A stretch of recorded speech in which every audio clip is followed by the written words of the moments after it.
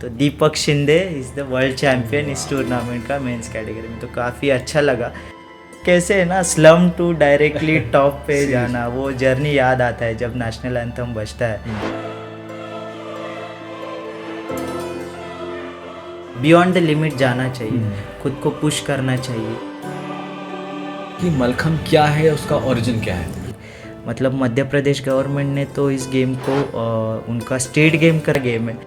Specially thanks to our honourable prime minister Shri Narendra Modi ji, उन्होंने Mallakhamb game को काफ़ी बढ़ावा दिया है। ज़रूरी नहीं है आपके मम्मी पापा सीखे हुए ही हो या अच्छे बैकग्राउंड से, मतलब एजुकेटेड बैकग्राउंड से हो, वही आपको एक प्लेटफॉर्म दे सकते हैं। जब आप डाउनफॉल में जाते हो, क्रिटिसाइज करते हो दीपक अब तो ख़त्म हो गया, झेला नहीं गया क्योंकि आदत था ऊपर जाने का।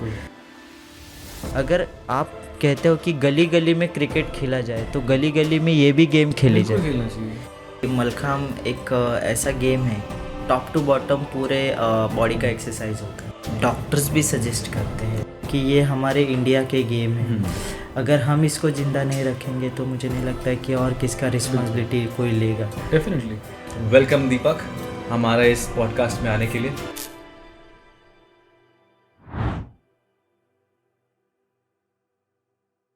Hello everyone, welcome to this fresh episode of Curo Talks. और आज के एपिसोड के लिए मैं कुछ ज़्यादा ही एक्साइटेड हूँ क्योंकि आज का एपिसोड है हमारा मलखम के बारे में। मलखम ऐसा स्पोर्ट है जिसका ओरिजिन इंडिया से हुआ है, और आज हमारे साथ जो हमारे गेस्ट हैं वो एक वर्ल्ड चैम्पियन है मलखम में। और आज हम जो खूब सारी बातें करेंगे और जानेंगे स्पोर्ट के बारे में, और ये भी जानेंगे कैसे हम स्पोर्ट में आ सकते हैं, इस फील्ड में आ सकते हैं, अपना ही नहीं देश का भी नाम रोशन कर सकते हैं। तो वेलकम दीपक हमारा इस पॉडकास्ट में आने के लिए। Thank you so much. Thank you so much first of all Curo Talks कि आपने मुझे यहाँ पे इनवाइट किया, और मेरे जो थॉट्स है, जर्नी है या गेम के बारे में जो भी नॉलेज है, एक शेयर करने का आपने एक अच्छा सा platform. Thank you so much. You are most welcome. अच्छा, सबसे पहले तो आप हमारी ऑडियंस के लिए, हमारे लिसनर्स के लिए उनको बता दीजिए कि मलखम क्या है, उसका ओरिजिन क्या है। मलखाम एक बेसिकली कि एक इंडियन गेम है जो महाराष्ट्र से ओरिजिनेटेड है, जो एक रिच बहुत कल्चर है, इसको बैकग्राउंड है, हिस्ट्री है। वुडन पोल पे खेलने जाने वाला गेम है, और उसमें और भी इवेंट्स है जैसे हैंगिंग मलखाम है, रोप मलखाम है। ये इसका एक शॉर्ट इंट्रो हुआ कि मलखाम कॉम्पिटिटिव लेवल पे ऐसे इंट्रोड्यूस हुआ, बट उसका बैकग्राउंड ऐसे है कि वो 19th सेंचुरी में बॉर्न हुआ। अच्छा। उसमें जब वॉर होते थे तभी मलखाम का बहुत उसमें अच्छे से योगदान रहा। मतलब जो वॉरियर्स थे वो प्रैक्टिस करते थे ट्रेनिंग के लिए। ट्रेनिंग के लिए। तो ऐसे ही एक स्टोरी है जो मलखाम के जनक है, जिन्होंने मलखाम इंट्रोड्यूस किया इस जनरेशन में, पिछले वाले 19th सेंचुरी में, बालम भट्ट दादा देवधर। ओके। उनका स्टोरी काफ़ी इंटरेस्टिंग है। वो एक रेसलर थे, तो उनका एक मैच था तभी के ज़माने में, के राजवाड़े रहते थे, बड़े बड़े राजवाड़े, हाँ, या तभी उनको वो किंग्स रहते थे, उनके पहलवान रहते थे, रेसलर्स। हर तो किंगडम के अलग अलग। यस तो बालम भट्ट दादा देवधर कि एक वैसे ही इससे थे, किंगडम से थे। तो उनको रेसलिंग का एक चैलेंज था जो जीतना था, बट उनके सामने जो अपोनेंट था वो काफ़ी स्ट्रांग था उनसे। अच्छा। तो ऐसे हिस्ट्री में लिखा हुआ है कि जब उनको हराना था अपोनेंट को, तो कैसे हराए, कुछ अलग ट्रिक लगाए कि। तो रेसलिंग तो सभी खेलते हैं। तो वो जब सोए थे तभी उनके ड्रीम में एक ऐसे आया कि एक पेड़ था, उसके ऊपर जो मंकी था वो कुछ अलग से कर रहा था, मतलब लाइक मूवमेंट कर रहा था।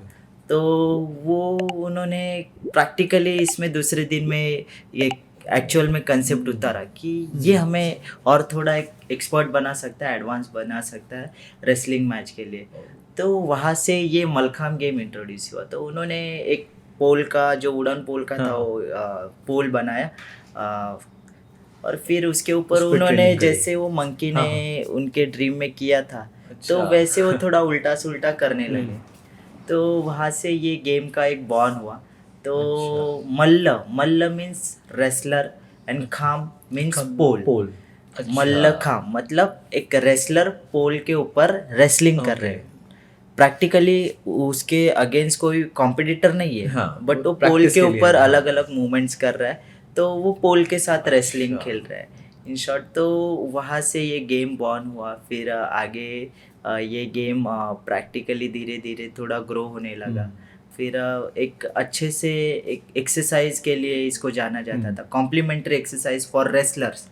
अगर आपको रेसलिंग में और भी एडवांस बनना है अच्छा, तो आप मलखाम का ये करोगे, प्रैक्टिस करोगे तो और आप एक्सपर्ट हो जाओगे। आई थिंक बहुत सारे मूवमेंट्स ऐसे हैं जिसमें बहुत कोर एक्सरसाइजेस, मतलब आपका क्या कहते हैं पूरी कोर स्ट्रेंथ लग जाती है, और आप एक छोटे से बॉडी के पार्ट से आप पूरी बॉडी को सस्पेंड करके रखे हैं। तो आई थिंक है उसमें बहुत ज़्यादा प्रैक्टिस लगती है। यस, इसमें कैसे टॉप टू बॉटम पूरे बॉडी का एक्सरसाइज होता है, मतलब हेयर टू और टोज, स्कोर से लेके हैंड से लेके थाइस से लेके काफ से लेके each and every body parts.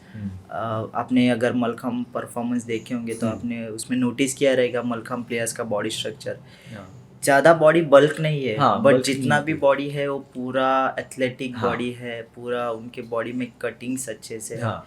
तो वो कुछ हेवी वेट ट्रेनिंग वगैरह नहीं है, ऐसे जस्ट आप अपना वेट Body मलखाम weight, के ऊपर कैरी कर रहे हो, उसके वजह से वो बॉडी डेवलप हाँ। होता है। और इतना लेकिन एक्टिविटी बहुत होती है उसमें, इतना कंसंट्रेशन और इतना बैलेंस मेंटेन होता है, तो आई थिंक उसके लिए बहुत ज़्यादा स्ट्रेंथ चाहिए। यस, मतलब यही है कि मलखाम एक ऐसा गेम है कि एक यूनिक गेम है। आपको उसमें each and every body parts आपका पूरा एक्टिव हो जाता है, कि ब्लड सर्कुलेशन से लेके जो न्यूरोमस्कुलर कोऑर्डिनेशन है, जो इंटरनल ऑर्गेनिज्म सिस्टम है, वो सब डेवलप होता है उसमें। तो डॉक्टर्स भी सजेस्ट करते हैं अगर कोई थायराइड अस्थमा जैसे केसेस है बच्चों के, तो उनको ये ऐसे एक्सरसाइज में आप इन्वॉल्व कीजिए। इसमें कैसे हम ये गेम है ना ग्रेविटी के अगेंस्ट खेलते हैं, हाइट पे खेलते हैं, तो उसमें blood circulation up and down होते रहता है। तो एक बार आपके बॉडी का ब्लड फ्लो अच्छे से होने लगा तो ऑटोमेटिकली काफी सारे डिजीज क्योर होते हैं, सारे ऑर्गन्स में वो ब्लड सफिशिएंट ब्लड पहुंचता है और वो रिवाइव होते हैं। आपको मलखम ने कैसे ढूंढा या आपने मलखम को कैसे ढूंढा? काफ़ी इंटरेस्टिंग जर्नी है। कि मलखाम का हमारे स्कूल में डेमोन्स्ट्रेशन हुआ था। अच्छा। तभी हमारे स्कूल में मैं तो काफ़ी छोटा था, उदय देशपांडे जो मलखाम में एक बड़ा नाम है, जिनको हाल ही में पद्मश्री अवार्ड भी मिला है मलखाम के उनके कार्य को देखते हुए या जर्नी को देखते हुए। तो वो हर जगह डेमोन्स्ट्रेशन करने जाते थे। अच्छा। तो एक बार वो हमारे स्कूल में आए, तो उन्होंने हमारे स्कूल में मलखाम का डेमोन्स्ट्रेशन किया। फिर तभी मैं तो बहुत छोटा था, मेरे बड़े भाई थे, उनको वो काफ़ी अच्छा लगा कि हमें कुछ ऐसे करना चाहिए। तो स्कूल से टीचर्स बोले कि किसको किसको जाना है तो इस जगह पे जाके एनरोलमेंट करो।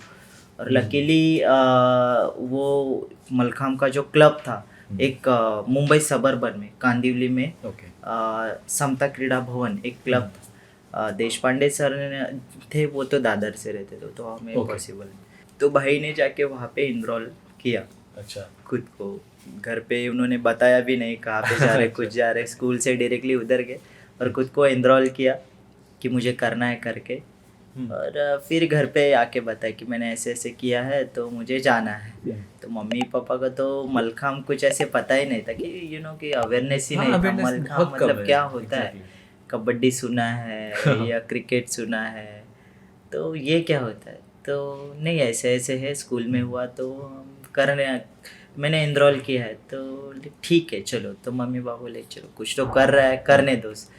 तो उस वे से जर्नी स्टार्ट हुआ। तो मेरे बड़े भाई फिर वो जाते रहे, फिर उन्होंने 2-3 महीने बाद मुझे एनरोल किया कि चलो इसको भी लेके जाते हैं। तो मैं तो काफ़ी छोटा था, हाँ मैं जाता था टाइम पास थोड़ा ऐसे, तभी इतना सीरियसनेस उस एज में। कितनी एज थी तब? तभी एक 7-8 ईयर्स था ऐसे। तब से मतलब कीड़ा तो आ गया था अंदर से। तो कैसे है ना, भाई जा रहा है तो मुझे लेके गए। तभी ऐसे कुछ टारगेट नहीं था कि क्या करना है, कुछ नहीं, जाना है बस करना है जो हाँ। सिखा रहे वो ऐसे।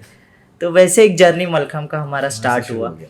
तभी हमने कोई सोचा नहीं था कि नेशनल इंटरनेशनल स्टेट लेवल, हमें पता भी नहीं था कि क्या होता है ये। हाँ। तो जैसे आगे आगे लोग मिलते गए, कोचेस अच्छे से, हम्म। फर्स्ट कोचेस मेरे एक कोचेस उमेश साल्वी और मिलिंद निकम करके थे तभी, अभी उमेश साल्वी कोच है। अच्छा। तो उन्होंने हम दोनों भाई को काफ़ी सपोर्ट किया ऊपर आने आई में। थिंक कोच का एक बहुत बड़ा हाथ होता है मलखम्ब के लिए। लाइक क्या है कि रिक्वायरमेंट क्या होता है कि किसी एथलीट के लिए?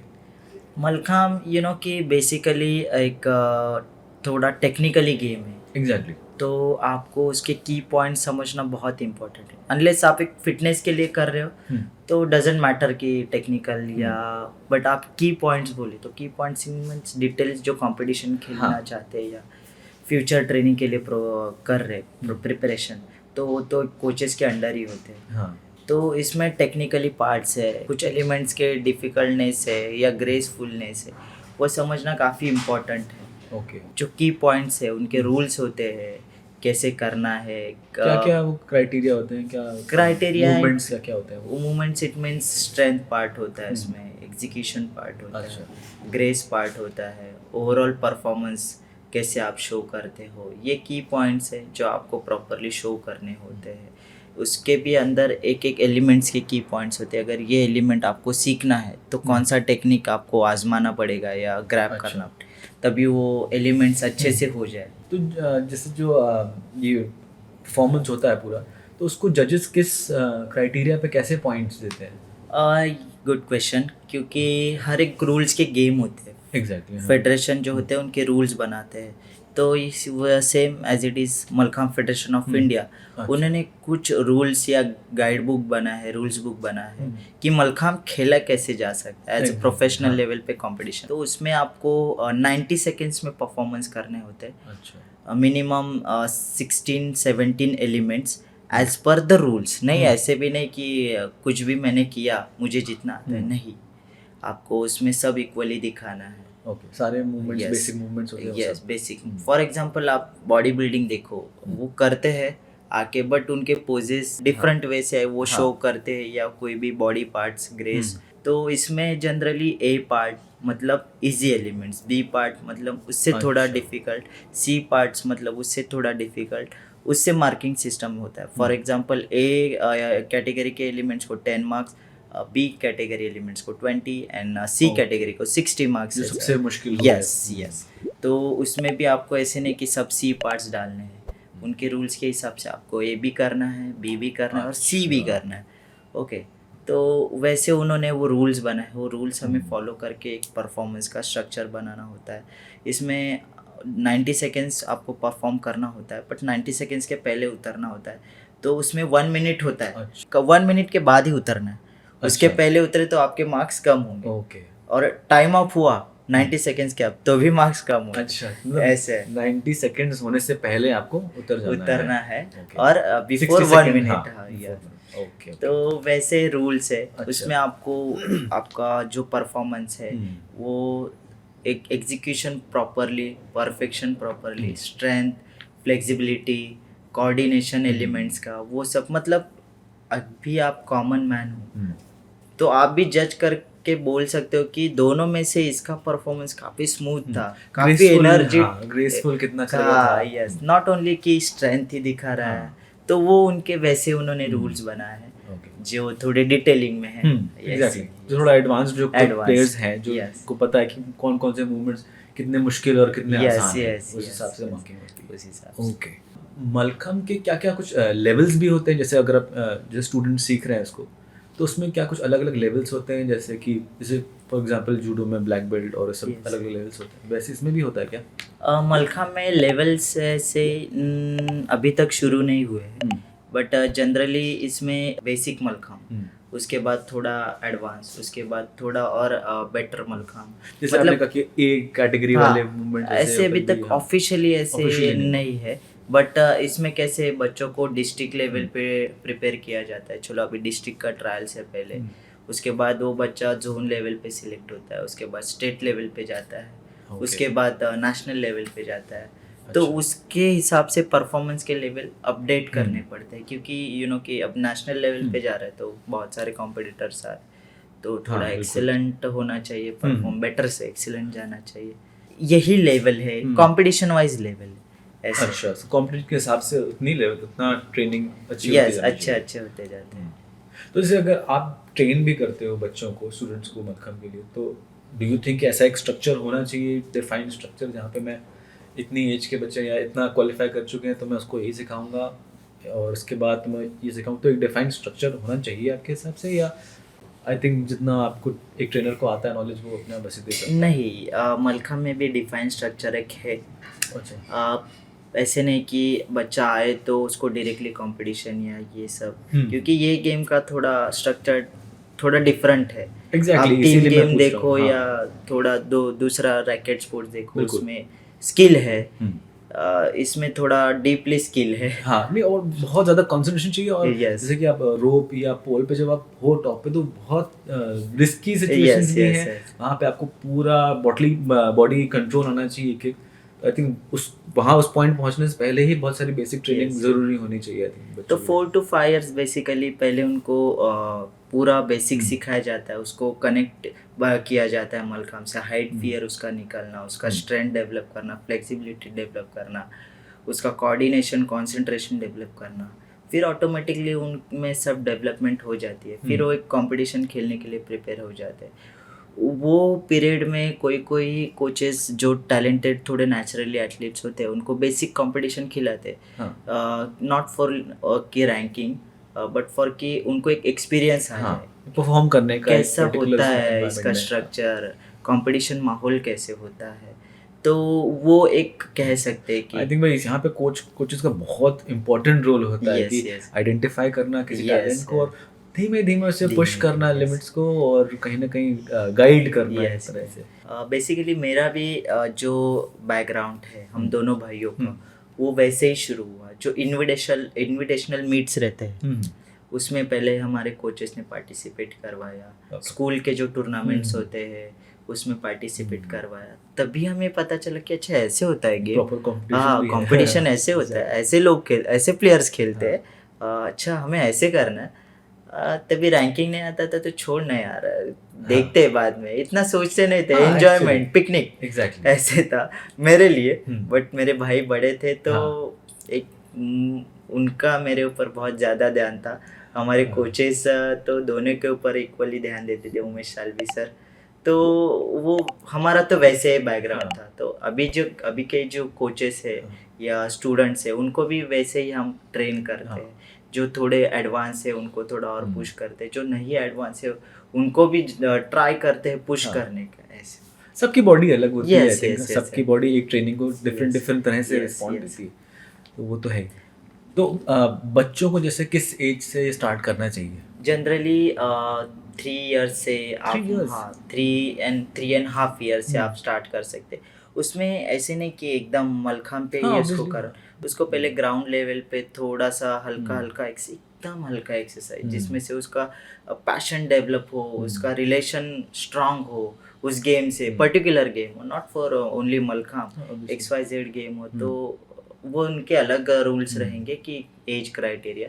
बट हमारे इसमें ऐसे 3.5 ईयर्स वगैरह, उसमें से बच्चों को हम थोड़ा डेवलप करते हैं नीचे ग्राउंड लेवल पे, वो रनिंग, वार्म अप एक्सरसाइज, थोड़ा सा कहीं ना कहीं उस एनवायरनमेंट में भी यस आते हैं, एनवायरनमेंट बच्चे में तो आते देखते हैं। हैं। तो एक्चुअली उसका बेनिफिट क्या होता है ना, हमें उसमें कंपटीशन में क्विकली इंट्रोड्यूस तो नहीं करना है, बट उसका कॉन्फिडेंस काफ़ी डेवलप हो जाता है। उसका जो बॉन्डिंग है मलखम्ब स्पोर्ट्स से वो ऑब्जर्व करते रहता है, जो बाकी के बच्चे करते रहते हैं, बड़े एथलीट्स, वो ऑब्जर्वेशन स्किल से उसका डर कोई ना कोई ख़त्म हो जाता है। और ये मैंने काफ़ी नोटिस किया है।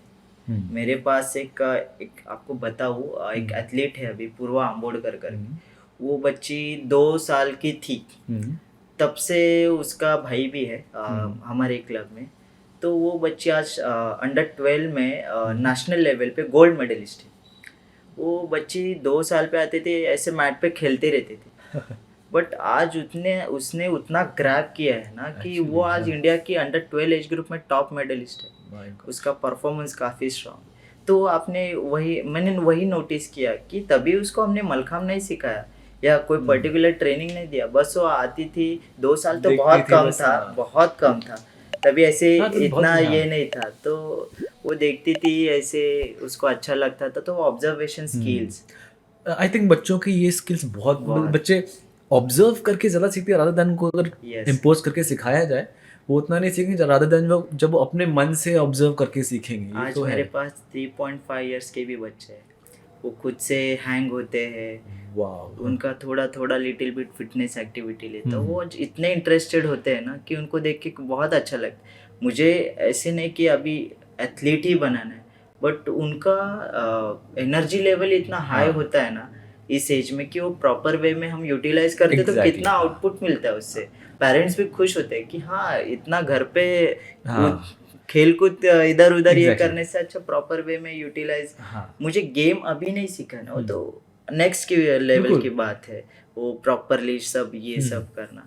बट उसमें से काफ़ी कुछ बच्चे सीखते हैं, ओपन अप होते हैं, थोड़ा उनको समझने लगता है कि इसका नाम क्या है, उसका नाम क्या है, क्या एक्सरसाइज होता है ऐसे। तो ये एक इस गेम में थोड़ा एडवांटेज है, या इस गेम में इस एज से शुरू कर। अच्छा, एग्जैक्टली क्योंकि बच्चे को फिर वो उतने सालों का एडवांटेज मिल गया एक्सपोजर का और बेसिक ट्रेनिंग करने का, एज कम्पेयर्ड अगर कोई टीनेज में वो सीखना शुरू करता है तो कहीं ना कहीं उसको स्क्रैच से शुरू करना है इतने साल। यस। और जो बच्चा इतने छोटी एज से शुरू कर रहा है तो कहीं ना कहीं वो एडवांटेज मिलता है, जैसे आप कह रहे हो कि वो अंडर 12 में एक गोल्ड मेडल लाना बहुत बड़ी बात है। बहुत बड़ी बात। अच्छा, जैसे आपने मुझे बताया कि बच्चे लाइक 3-3.5 साल की एज तक ज्वाइन कर सकते हैं, लेकिन इसकी अपर लिमिट क्या है? एज लिमिटेशन ऐसे नहीं है, मैक्सिमम 80 ईयर्स के भी लोग मलखाम करते हैं for fitness activity, fitness purpose.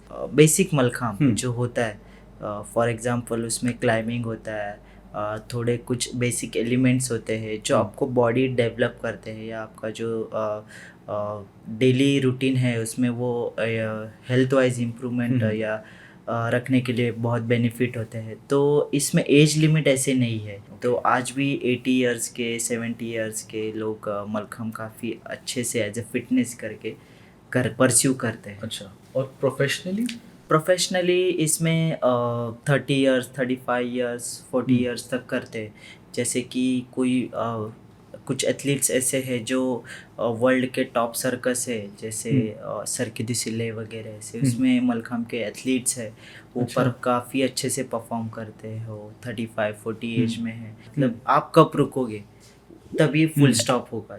Unless आप खेलते रहोगे या आपको हाँ, अगर आप कंसिस्टेंटली प्रैक्टिस कर रहे हो, परफॉर्म कर रहे हो, कॉम्पिटिटिव लेवल ऐसे मैं कह रहा हूँ।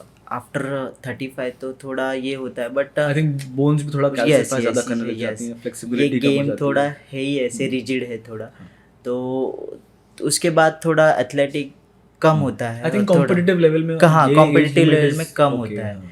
तो आप एज अ फिटनेस करके बहुत सारे एथलीट्स आज भी करते हैं, क्योंकि मलखम ऐसा है ना, आपको 1 महीने में वेट लॉस करवा देगा। ऐसे 1 kg 2 kg। वाह, लोग यहाँ पे जिम पैकेजेस ले रहे होते हैं। यस। मतलब आप कंटिन्यू डेली obviously, करते रहोगे, consistency तो से तो सब, कंसिस्टेंसी हाँ। करते रहोगे तो आपको बॉडी में इंटरनली डेवलपमेंट दिखने लगे, क्योंकि मेरे बॉडी में चेंजेस हो रहे, मेरे फिटनेस में चेंजेस हो रहे, फिटनेस बढ़ रहा है करके।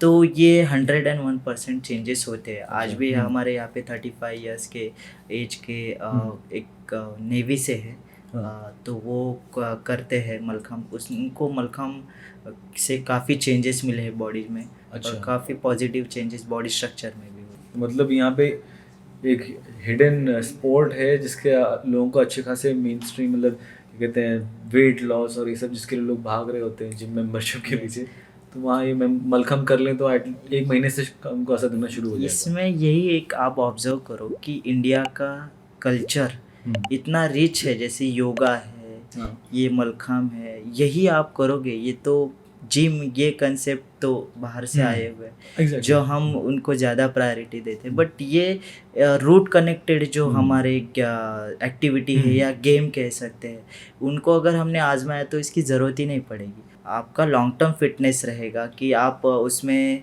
जो इंटरनली बॉडी के ग्रोथ है या डेवलपमेंट है, तो वो काफ़ी अच्छे से आपको सपोर्टिव रहेगी। आज मेरा जो बॉडी है एथलेटिक बॉडी 10% वेट ट्रेनिंग करता है, जो कि परफॉर्मेंस के लिए रिक्वायर होता है प्रोफेशनल। अदरवाइज पूरा बॉडी मलखम से ही बना हुआ है। इनफैक्ट ज़्यादा वेट गेन करेंगे तो भी आपके लिए फिर प्रॉब्लम हो जाती है, उतना वेट बैलेंस करना है। वेट तो मेंटेन ही रखना पड़ता है। अच्छा, मुझे एक चीज़ और पूछनी है, जैसे हम लोग इंडियन कल्चर से रिलेटेड वर्कआउट्स की बात कर रहे हैं, जैसे आजकल गदा वाला वर्कआउट या मुदगर वाला वर्कआउट बहुत शुरू हो गया, एक्चुअली ट्रेंड में देख रहे हैं। तो आपको क्या लगता है कि हाँ, जो उसकी जो असली जो ग्लोरी है, जो पोटेंशियल है इन वर्कआउट्स का, तो क्या वो एक्चुअली अब बाहर आ रहा है लोगों के पास? यस, मैंने देखा कि पिछले कई सालों से इसका अवेयरनेस काफ़ी बढ़ रहा है। जैसे रेसलिंग के जो जैसे आपने मुदगल कहा, उसमें काफ़ी यूज़ होता है। हाँ। आपने कलारी पट्टी सुना होगा, हाँ, कलारी उसका पट्टी, भी हाँ। अवेयरनेस काफ़ी बढ़ रहा है।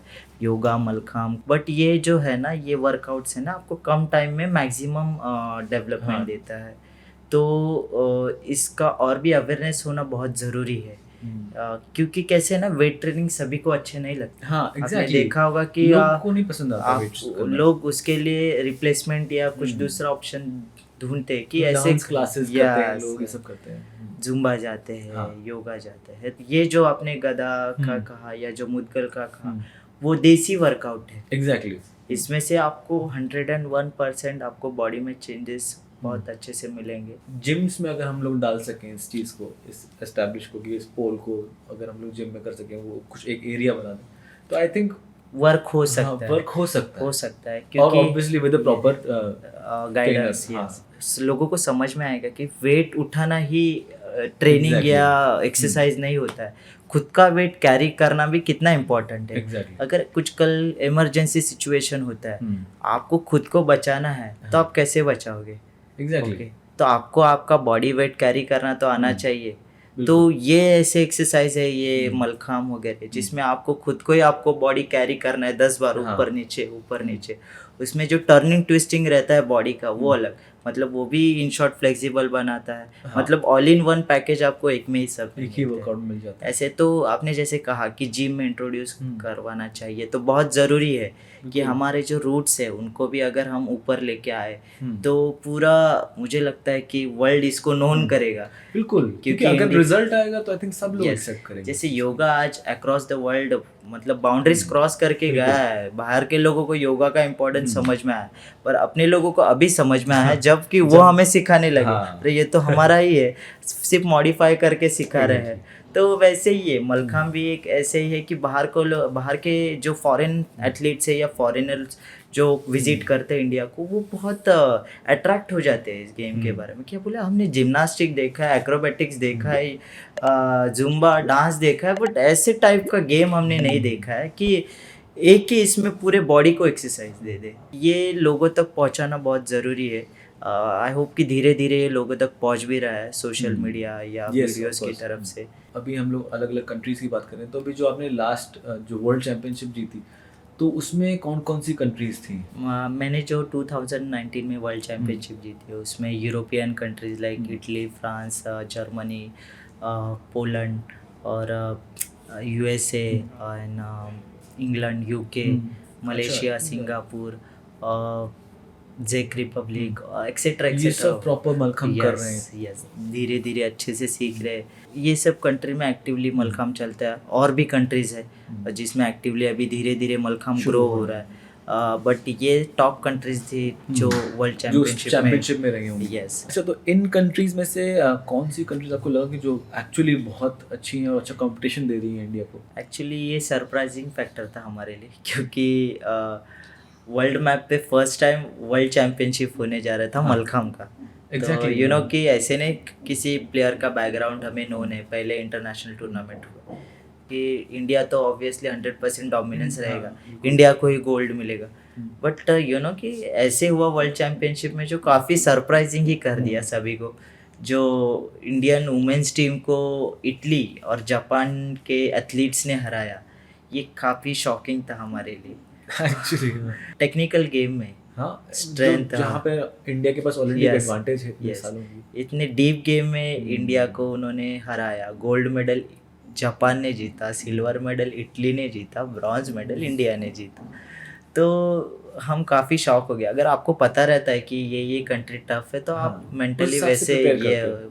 तो आपको क्या लगता है कि हम लोग किस वजह से ब्रॉन्ज आया हमारा इंडिया को? ब्रॉन्ज मतलब ऐसे नहीं, हमारे एथलीट्स ने भी 100% दिए, बट यू नो कि वो उस टाइम में वो एथलीट्स हमारे इंडिया के एथलीट से थोड़े काफ़ी स्ट्रांग थे, ये हमें Okay. मानना पड़ेगा, ये प्रैक्टिकल सिचुएशन है। और वो जो एथलीट्स जिस बैकग्राउंड से आए थे, जिम्नास्टिक बैकग्राउंड या हाँ, वो काफ़ी इनसे एडवांस एथलीट्स थे, कहीं ना कहीं वो थोड़ा वेटेज हो गया परफॉर्मेंस में। उन्होंने नो डाउट बहुत ही अच्छे से परफॉर्म किया और गोल्ड के हकदार वो हो गए। ऐसे बॉयज़ में तो हमने काफ़ी अच्छे से डोमिनेंस रखा, Gold रखा। काफ़ी अच्छे से क्लीन गोल्ड जीता। जब ये डे 1 का मैच हो रहा था तो यू नो कि आई वाज टोटली मतलब 100% कॉन्फिडेंट कि मैं पूरे के पूरे मेरा 100% दे दूंगा, और मैंने दिया भी। बट कुछ रूल्स के हमें क्लियरिफिकेशन नहीं थे, तो उसके चलते हुए थोड़ा सा हमारा मिस्टेक्स नहीं कह सकते, मिसकम्युनिकेशन यस कह सकते हैं, वो हो गया। और 2 गोल्ड मेरे हाथ में से गए। अच्छा, उसके बाद मुझे रियलाइज़ हो रहा है कि कुछ तो गलत हो रहा है। काफ़ी शॉक में गया कि ऐसे कैसे हुआ। तभी मुझे पता होता ये प्रॉपर Exactly, शायद हाँ। तो मैं नहीं हारता, मतलब बिल्कुल, 100% जीता। जो गया वो गया। अभी आगे जो मैचेस है उसके लिए गोल्ड के लिए प्रिपेयर होना है। बिल्कुल। तो मैं तो 1 पॉइंट से पीछे चला गया। इंडिया का ही अपोनेंट था फाइनल। अच्छा। हाँ, डे 2 में दूसरा मैच होना था, तो हम रात को होटल में गए, competition normal as it is खेल के। तो मैं तो रात भर सोया नहीं हूँ कि कल का दिन मेरे लिए बहुत इम्पोर्टेंट है। कल का जो मैच है ना, उसमें डिक्लेयर होने वाला है कि वर्ल्ड चैम्पियन इस मेंस कैटेगरी का कौन है। मैंने हल्का सा मेरे भाई की तरफ देखा, उनका हार्ट बीट्स मतलब एकदम स्टॉप हो गए थे। वो ऐसे कि क्या होगा, किसी को भी पता नहीं था। वो भी एक इंडिया टीम में आने के लिए पूरे हकदार थे actually, but unfortunately you know कि उनको इंजरी हुआ नेशनल टूर्नामेंट्स के पहले ट्रायल्स में, तो वो इतना स्ट्रांगली कॉम्पीट नहीं कर पाए। तो उन्होंने पूरा फोकस मेरी तरफ किया कि शिंदे ब्रदर्स में से दोनों भाई हैं, तो एक तो कोई तो उस पे होना चाहिए हकदार, क्योंकि इस गेम में जब कुछ नहीं था तब से लेके आज इस गेम में फेम आया है, तो उसका हकदार हमें ही होना चाहिए, क्योंकि हमने उतना हार्डवर्क किया। तो उनको बहुत ऐसे मेरे से उम्मीद थी, तो उन्होंने पूरा उसका ट्रेनिंग पैटर्न, उनको जितना समझ था, ऐसे नहीं था कि मेरे पास पूरा प्रॉपर ऐसे टेक्निकल गाइडेंस था, क्योंकि यू नो नेशनल फेडरेशन और वर्ल्ड फेडरेशन के रूल्स अलग है। अच्छा, नेशनल फेडरेशंस के कंपटीशन में आपको 90 सेकेंड्स परफॉर्म करना होता है। वर्ल्ड टूर्नामेंट के इसमें as per the code of points 2 minutes का परफॉर्म करना होता है, तो वेरी डिफ़िकल्ट। 90 सेकेंड्स में ही आपका पूरा दम निकल जाता है, तो 2 मिनट्स में तो आप कितना परफॉर्म कर पाए, और उसमें भी रूल्स रेगुलेशन याद रखना है, वो सबसे इम्पोर्टेंट करते हुए। तो उन्होंने काफ़ी अच्छा एक ट्रेनिंग पैटर्न बनाया, क्योंकि उनका स्टडी भी स्पोर्ट्स से ही हुआ है, बीपीएड एमपीएड स्पोर्ट्स साइंस। तो उनको थोड़ा अच्छे से पता था कि training pattern as per his body structure कैसे देना चाहिए। तो उन्होंने पूरा फोकस कर दिया और मेरे ट्रेनिंग पे, मेरे खाने पीने पे पूरा फोकस कर दिया, और वैसे वो ट्रेनिंग लेते गए और मेरा बॉडी भी धीरे धीरे अडॉप्ट करते गया वो ट्रेनिंग और वो परफॉर्मेंस। उसके बाद यू नो कि हमारे पास उतना इंफ्रास्ट्रक्चर नहीं था, इक्विपमेंट्स की कमी थी, बट मेहनत तो की थी, मैं यहाँ तक पहुँचा था, नो डाउट बहुत मेहनत की थी। तो ऐसे था कि जीत पाऊँगा या नहीं, बट उनका ऐसे था कि इसको ही जीतना है, और मेंटली उन्होंने कंफर्म कर लिया था कि कोई नहीं, तुझे ही जीतना है। तो मुझे हर बार पुश करते रहते थे, तो वो पुश मुझे कहाँ ना कहीं पॉजिटिव रखता था। प्रैक्टिस भी रात को 12-12 बजे तक चलता था, एक ही लाइट्स के नीचे। ऐसे नहीं कि हमारे पास अच्छे से इंफ्रास्ट्रक्चर और सब बना बनाया था, खुद ही सेटअप लगाना, खुद ही प्रैक्टिस करना। हमारे सर भी रहते थे, उन्होंने तो उनका 100% दिया। उसके बाद भाई रहता है यू नो कि उनको ऐसे लगता है कि और भी आउटपुट इनपुट डालना चाहिए, तो वो सब उन्होंने मेरे पीछे बहुत किया, बहुत उन्होंने मतलब मारा भी कि जब गलती होता था तो कभी कभी ऐसे लगता था कि यार बहुत ये है, मतलब मुश्किल है, मतलब ये ऐसे बहुत मारा है उन्होंने, इसके बाद जाके मैं इतना टॉप पे प्लेयर बना हूँ। और वही सब मुझे याद आ रहा था इन शॉर्ट कि वर्ल्ड चैंपियन बनना इतना आसान जर्नी नहीं होता है। रात को 12 बजे तक आपका बॉडी इतना एक्टिव नहीं रह सकता। एक्चुअली पूरी बॉडी पूरा सिस्टम शट डाउन होने लगता है आफ्टर सनसेट। यस, पर कोई तो एक ऐसा मोटिवेट या गाइड करने वाला भगवान के रूप में, जैसे हम बोलते हैं कि गॉड गिफ्टेड होता है, तो वैसे हमारे सर और मेरे बड़े भाई तो वो पुश करते रहे मुझे, तो वो मैंने अचीव कर पाया मेरे मेहनत के वजह से, गाइडेंस के वजह से। तो वही मैं नोटिस कर रहा था कि डे 1 में जब मैं पीछे था परफॉर्म कर रहा था, डे 2 में परफॉर्म कर रहा था, तो उनके हार्ट बीट्स ऐसे ही थे, वो ऐसे ही स्टॉप हुए एकदम। मतलब सांस ले रहे या नहीं वही नहीं पता चल रहा। तो एक इंटरेस्टिंग था वो कि नोटिस करने जैसे था। और नेशनल एंथम और नाम जैसे अनाउंस हुआ, उन्होंने एक्सप्रेस नहीं किया, पर अंदर से उन्होंने बाद में पता कि इतना खुश हुआ मैं कि बस आँख से थोड़ा उनके आंसू आने लगे कि चलो फाइनली शिंदे ब्रदर्स में से मेहनत, यस मेहनत तो 100%। शिंदे ब्रदर्स में से एक वहाँ पे पोडियम पे खड़ा है जो वर्ल्ड का सबसे टॉप एथलीट है। बिल्कुल। उसके बाद लोग जानने लगे कि अच्छा दीपक शिंदे कोई नाम का है जो जीता है। फिर मीडिया में दूसरे दिन आया, रात को घर पे गया तो न्यूज़ पे भी आया था। ऐसे तो कैसे है ना, स्लम टू डायरेक्टली टॉप पे जाना, वो जर्नी याद आता है जब नेशनल एंथम बजता है। सब याद आता है कि कैसे ये जर्नी आगे आगे जाते रहा और एक बड़े स्टेज पे आया। पेरेंट्स का सपोर्ट, कोचेस का सपोर्ट, जैसे मैंने बताया डायरेक्टली इनडायरेक्टली आपको जो ब्लेसिंग्स होते हैं, जहाँ पे आपको लोग सपोर्ट करते हैं। बहुत सारे ऐसे हमारे सीनियर प्लेयर्स थे, उन्होंने भी हमें बहुत सपोर्ट किया है। टाइम टू टाइम हमारे पास इंफ्रास्ट्रक्चर नहीं था तो हम दूसरे क्लब में जाते थे, तो वैसे उन्होंने ऐसे कभी ना नहीं बोला कि नहीं ऐसे नहीं वैसे नहीं। तो शायद अगर वो हमें नहीं मिलता तो हम दोनों भाई यहाँ पे पहुँच नहीं पाते। बिल्कुल।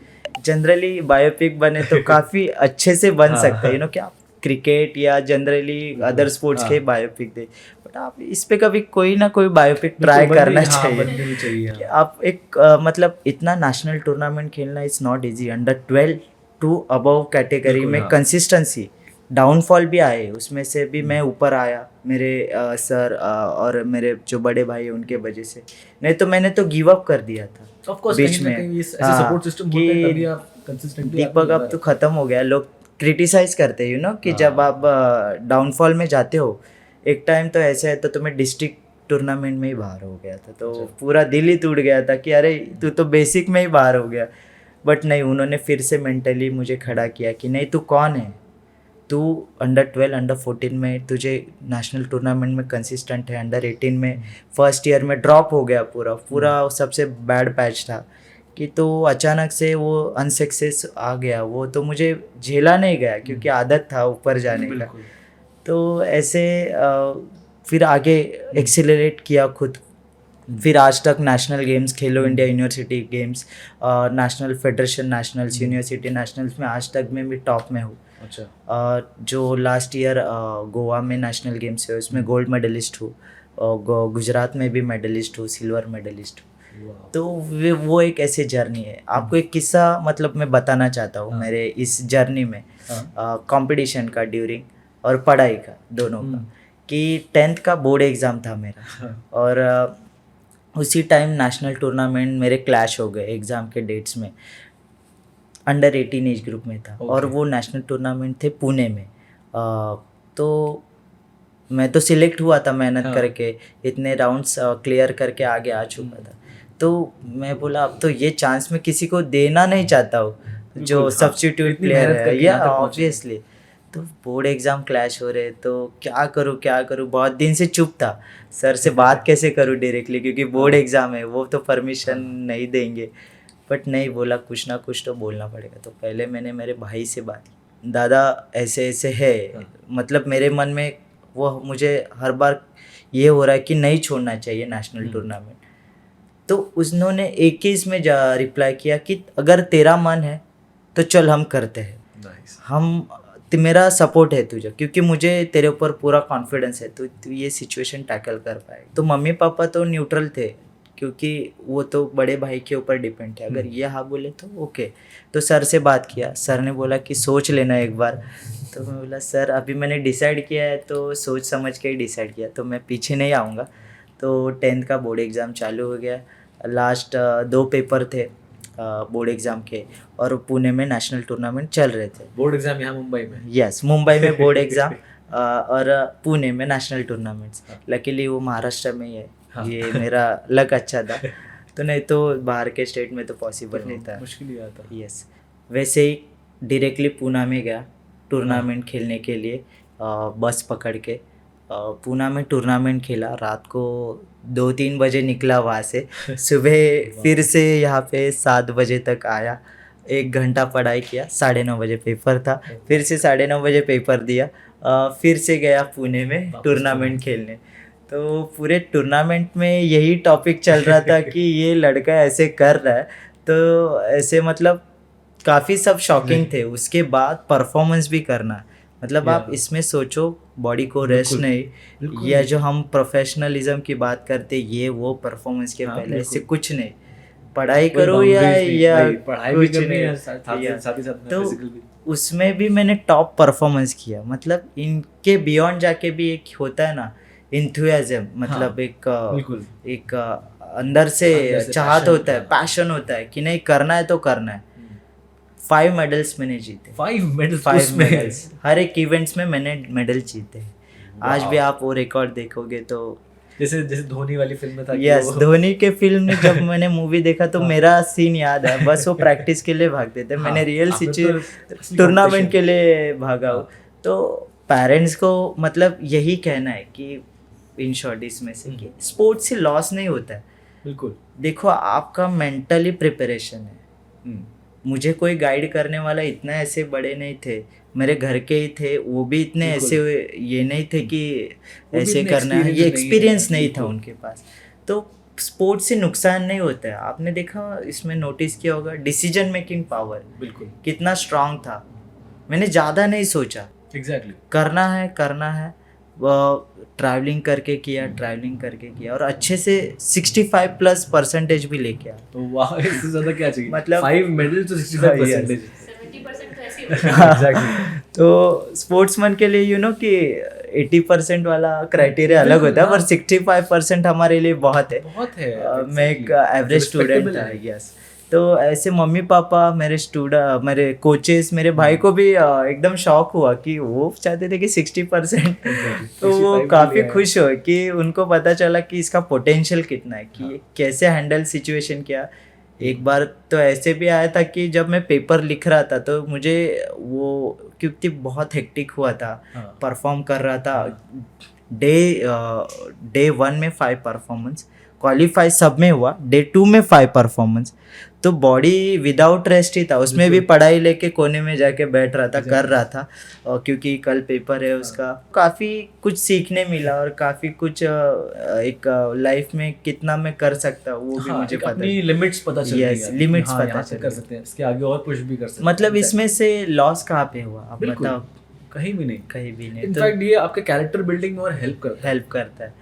पेरेंट्स को मेरा यही कहना है कि आप अगर पॉजिटिव वे से देखते हो इस तरफ, तो कोई भी चीज़ डिफिकल्ट नहीं है। एक्चुअली भाई मुझे लगता है, जैसे आप कह रहे हो कि पढ़ाई और स्पोर्ट्स, अगर बच्चे ने ही डिसाइड कर लिया है कि मुझे स्पोर्ट्स भी करना है, पढ़ाई भी करनी है, तो पेरेंट्स को उसके बाद सिर्फ सपोर्ट करना है। यस, 100%। सो बेसिकली मुझे कॉलेज से भी बहुत अच्छे से सपोर्ट था, क्योंकि मैं वर्ल्ड चैम्पियन बना था।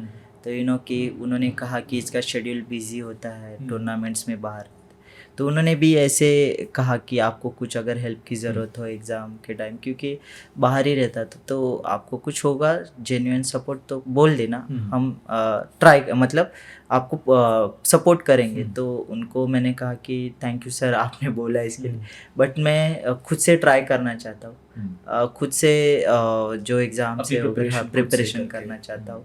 तो रिजल्ट अनएक्सपेक्टेड आया, डिस्टिंक्शन मैंने कभी सोचा ही नहीं था। खुद ही नहीं सोचा। तो मुझे काफ़ी खुशी हुई देख के कि मतलब मैं कर सकता हूँ, अगर और पुश किया तो कर सकता हूँ। मुझे अल्टीमेटली बताना क्या है, ये स्पोर्ट्स हम जो खेलते हैं उसमें से डिसीजन मेकिंग पावर बिल्कुल आपका इतना हाई हो जाता है ना कि आपको कोई भी सिचुएशन इजीली आप टैकल कर पाते हो या कोई भी आप डिसीजन इजीली ले पाते। तभी मैंने पढ़ाई कुछ ज़्यादा नहीं किया, प्रैक्टिस तो रोज ही जाता था। बिल्कुल। 1 घंटा तो तभी ग्राउंड पे जाता था, रिफ्रेश होता था, आके पढ़ाई करता था और सुबह जाके एग्ज़ाम देता था। आई थिंक माइंड थोड़ा और प्रोडक्टिव हो जाता है थोड़ा यस सा यस फिजिकल करने के बाद। श्योर, मतलब वो चीज़ ऐसे ही मेरे साथ हुआ और ये मेरा खुद का एक्सपीरियंस है। तो जितने भी पेरेंट्स या प्लेयर्स या और भी ऑडियंस देख रहे हैं उनको एक यही रिक्वेस्ट है कि आप जाओ स्पोर्ट्स में, कोई भी स्पोर्ट्स में जाओ, कोई भी एक्टिविटी करो, आप रिफ़्रेश हो जाओगे, आपका माइंड ज़्यादा प्रोडक्टिव हो जाएगा। और ये जो हम एग्ज़ाम्स वगैरह देने जाते हैं उसमें से हम और भी अच्छे से क्या कहते हैं कि सक्सेस कर सकते हैं, वो अचीव कर बिल्कुल। सकते हैं। यस और कहीं ना कहीं ये नहीं है कि स्पोर्ट्स में चले गए तो अब पढ़ाई होगी नहीं, आप कहीं ना कहीं वो बैलेंस बना सकते हो जैसे आपने दिखाया करके। यस, ये मिसकंसेप्शन है कि पढ़ाई स्पोर्ट्स में गए तो पढ़ाई में कम होता है। अभी कैसे है, आप जब तक ग्राउंड पे जाओगे नहीं, जब तक आप खुद को आजमाओगे नहीं, तो आपको भी आपका टैलेंट पता नहीं चलेगा। उसमें से सभी मेडलिस्ट नहीं बनते हैं, बट आपको कैसे होता है ना, आपको एटलीस्ट वो एक्सरसाइज करने का आदत लग जाता है। और अगर और भी आपको करने की चाहत हो तो बाकी कोचेस और वे प्रॉपर मिल ही जाते हैं। बिल्कुल। तो स्पोर्ट्स से कभी नुकसान हुआ है ऐसे नहीं हुआ है। ऐसा नहीं हो सकता। हाँ, ऐसे नहीं हो सकता है। मतलब कुछ ना कुछ बॉडी में चेंजेस या एक्टिवनेस या स्ट्रेंथ डेवलप होना, ये सब पॉजिटिव चेंजेस होते ही है। और पढ़ाई में भी उसका फ़ायदा ही होता है क्योंकि कंसंट्रेशन लेवल बहुत हाई होता है। जो स्पोर्ट्स प्लेयर्स होते हैं, आपको 3 घंटे लगेंगे ग्रैब करने के लिए, नॉर्मल पीपल वो 2 घंटे में ही ग्रैब कर लेंगे या कैच कर लेंगे। ऐसे ये मेरा खुद का एक्सपीरियंस है कि मैं इतने क्विकली कर पाया हूँ। अच्छा, मुझे एक चीज़ पूछनी थी कि गवर्नमेंट से या कोई ऐसी कोई बॉडी है, कोई फेडरेशन एसोसिएशन है मलखम की जहाँ पे जो रिप्रेजेंट करते हैं या जो हेल्प करते हैं ऐसे एथलीट्स को? यस श्योर, क्योंकि ये हर एक गेम के फेडरेशंस होते हैं जो उनके अंडर सब टूर्नामेंट्स होते हैं जो गवर्नमेंट से कनेक्टेड होते हैं, गवर्नमेंट से फंडिंग होता है। तो Mallakhamb federation of India is the major governing body, उनके हिसाब से ही टूर्नामेंट्स वगैरह।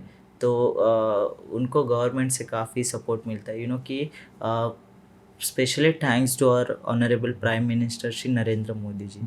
उन्होंने मलखाम गेम को काफ़ी बढ़ावा दिया है। अच्छा, रियली? यस। वो कैसे, तो उन्होंने मलखाम गेम स्प्रेड करने के लिए खेलो इंडिया सेंटर्स जो कंसेप्ट है, वो फेडरेशन थ्रू उन्होंने और गेम डेवलप करने के लिए फेडरेशन को मलखाम गेम को फाइनेंस किया सेंट्रल स्पोर्ट्स मिनिस्ट्री ने। तो उससे क्या हुआ, मलखाम के जो सेंटर्स है वो बढ़ने में और भी फ़ायदा हुआ स्टेट में या डिस्ट्रिक्ट में। उसके बाद बच्चों को टूर्नामेंट, नेशनल टूर्नामेंट खेलते थे हम जब पहले, तो हमें कुछ भी फाइनेंस नहीं मिलता था या फाइनेंशियल सपोर्ट नहीं मिलता था। तो उन्होंने स्कॉलरशिप शुरू किए। फॉर एग्जांपल अगर मुझे 5 में से 1 भी मेडल मिलता है ना 5 इवेंट में से, तो आपको 10,000 का स्कॉलरशिप पूरे ईयर को लागू होगा। पर मंथ 10,000, इन शॉर्ट आपको ईयरली 1,20,000 स्कॉलरशिप मिलेगा। यस, ये काफ़ी मेजरली गवर्नमेंट से सपोर्ट मिले। उसके बाद सबसे majorly Arjuna award, Padmashri award, वो मलखाम गेम के लिए उन्होंने वो प्लेटफॉर्म शुरू किए। अभी मलखाम में 2 अर्जुन अवार्डी है, 2 द्रोणाचार्य अवार्डी है, पद्मश्री अवार्डी है। मतलब अभी ज़रूरी नहीं है कि आपको ये अवार्ड पाने के लिए कोई बड़े ही गेम खेलने पड़े। ये गेम में भी मोदी जी ने अभी ये प्लेटफॉर्म ओपन किए हैं कि ये जो हमारे इंडिजिनियस गेम है उनको भी एक प्लेटफॉर्म देने के लिए कहीं ना कहीं रूल्स रेगुलेशन का उन्होंने थोड़ा सा ये कम कर दिया, रिलैक्स कर दिए। क्योंकि प्रोफेशनल गेम कब बनेगा, जब हमको उनको थोड़ा कंसेशन देंगे ऊपर आने के लिए। तो जरूरत होती है यस, वर्ल्ड टूर्नामेंट्स होते हैं, उनको रिकॉग्नाइज किया जाता है गवर्नमेंट से। इसमें से शॉर्ट लिस्टेड प्लेयर को अर्जुन अवार्ड, द्रोणाचार्य कोचेस को पद्मश्री, उदय देश पांडे जी है उनको पद्मश्री मिला है। तो गवर्नमेंट से काफ़ी कुछ सपोर्ट होता है। जैसे बड़े बड़े प्लेटफॉर्म है, खेलो इंडिया यूथ गेम्स, खेलो इंडिया यूनिवर्सिटी गेम्स या national games, one of the prestigious platform for every athlete. एक ओलंपिक ही कहा जाता है इंडिया का, इंडिया का जो बड़े ओलंपिक। बड़े एथलीट्स उसमें पार्टिसिपेट करते हैं, उसमें भी मलखम्ब को ऐड किया। उसमें से मलखम्ब गेम को काफ़ी एक्सपोजर मिला, लोगों तक अभी मलखम्ब बहुत अच्छे से पहुंच रहा है सोशल मीडिया थ्रू, क्योंकि उनके जो बड़े प्लेटफॉर्म है उनसे वो बड़े चैनल्स से कनेक्ट हो जाता है। हाँ। ये वहाँ से गेम शो होता है न्यूज़ में या सोशल मीडिया प्लेटफॉर्म पे। हमारे जब इंटरव्यू लेने आते थे बड़े चैनल्स, तभी काफ़ी एक्सपोजर मिला इस गेम को। ओके। ऐसे अभी रिसेंटली टोक्यो ओलंपिक जो हुए 2020 के, उसमें mallakhamb as a demonstrative display होने जा रहा था पेरिस ओलंपिक्स में।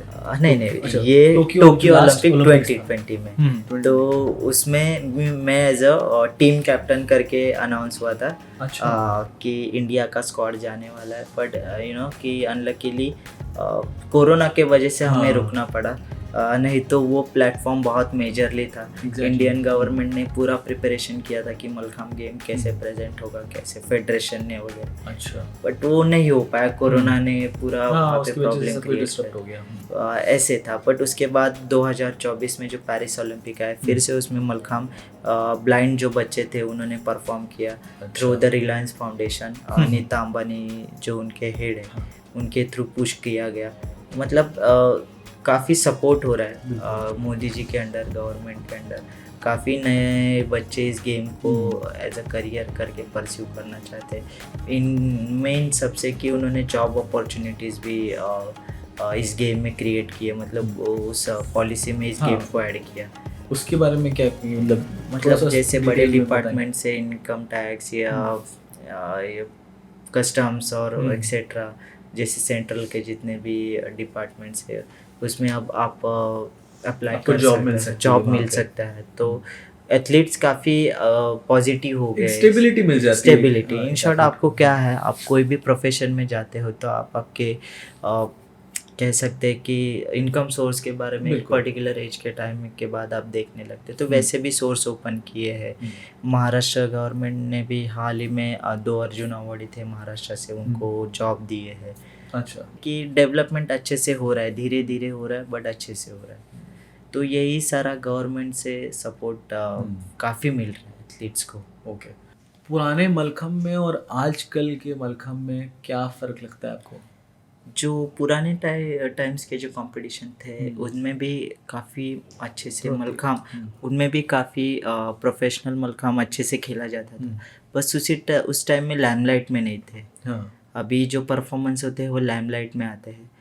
अभी थोड़ा मॉडर्नाइजेशन हो गया है परफॉर्मेंस में। मतलब डिफ़िकल्टी लेवल तभी भी था और आज भी डिफ़िकल्टी लेवल है।